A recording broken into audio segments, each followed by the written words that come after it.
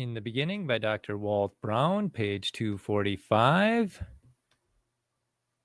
Why do we not see shorelines around the boundaries of the former Grand Lake and Hopi Lakes? Shorelines remain around several extinct lakes, such as Lake Bonneville and Lake Missoula, but the situations at these lower lakes were quite different. After the flood, magma injected below the Colorado Plateau lifted it, and Grand and Hopi Lakes 6,200 feet above today's sea level. This altered the shapes of the lake's basins and shifted their shorelines. Shifting shorelines have less time to leave permanent etching in the rocks at each level. The shifting liquid below tipped the rising plateau in various ways. A tipping of only 1/10 of 1 degree would have shifted shorelines horizontally at Grand Lake and Hopi Lake by an average of several miles. Multiple tippings about different axes or an axis far from the lake center would multiply this effect. Lake Bonneville and Lake Missoula were not lifted on a plateau by shifting hydraulic liquid and therefore remained stationary.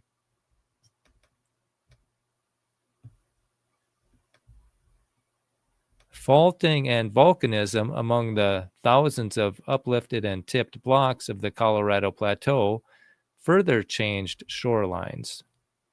Lake Bonneville and Lake Missoula most likely breached centuries after Grand and Hopi Lakes, giving Bonneville and Missoula much more time to etch their shorelines. The frequent thunderstorms on the Colorado Plateau would have tended to erase any shoreline markings.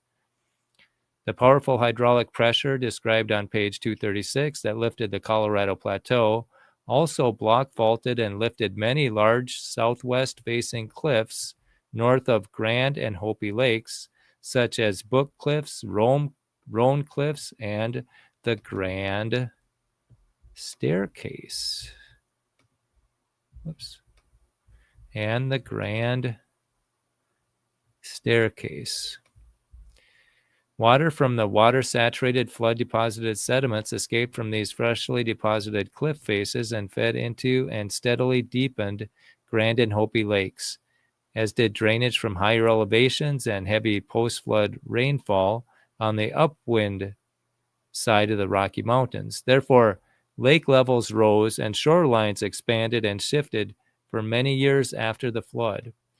As Grand and Hopi Lakes emptied, subsurface water surrounding their basins consequently became higher relative to the dropping lake levels. Therefore, powerful springs erupted into the draining basins. That water often removed shoreline segments and undercut the basin's steeper slopes, forming cliffs in and around those lakes and sweeping debris, talus, away. Consequently, many shorelines of Grand and Hopi Lake are marked not by small shelves as with Lake Bonneville and Lake Missoula, but by cliffs. Supporting this explanation is Dr. Edmund W. Holroyd's detailed study showing that a remarkable number of cliffs lie on the boundary of Grand Lake. Travelers driving through or flying over the basins of Grand and Hopi Lakes see land that differs from adjacent terrain. The basins have a smoother texture, lighter color, and sparser vegetation.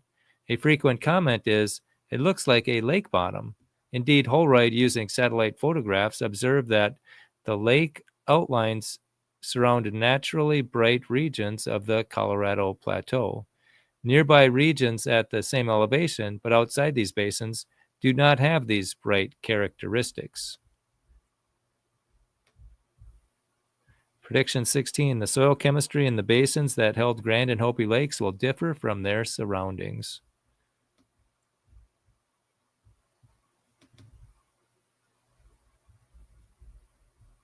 And here is the chart. There's the proposals on top. There's 9 of them. There's the features on the side. And you'll notice that underneath the hydroplate, 1989, it's green all the way down for the hydroplate. And this one.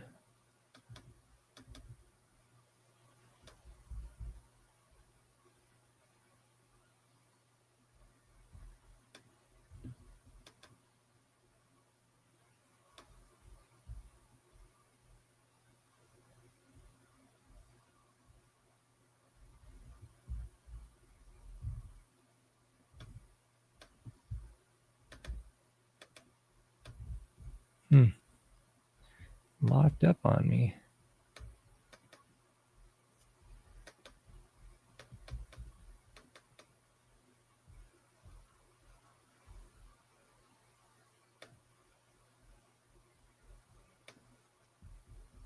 We'll add that again.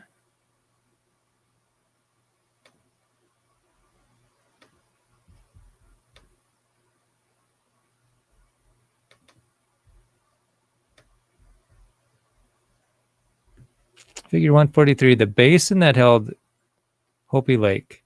My geologist friend at the extreme right gives the scale. Right there. Okay. Several hundred square miles of the lake's floor were eroded and swept away by the rapid drainage following the breaching of Hopi Lake. No surface water exists today to do this excavation. The escaping water also carved the canyon that today carries the Little Colorado River.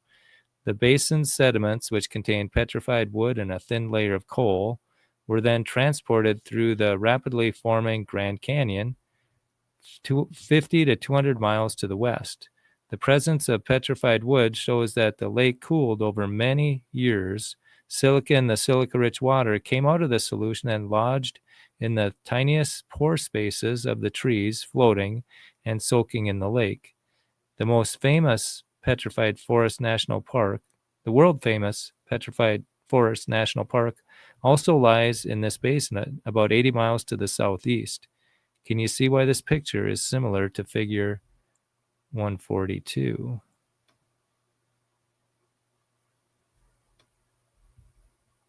Yep. Lake bottoms. In the Beginning by Dr. Walt Brown, and you can get it at creationsciencecenter.org or else at hpt.rsr.org.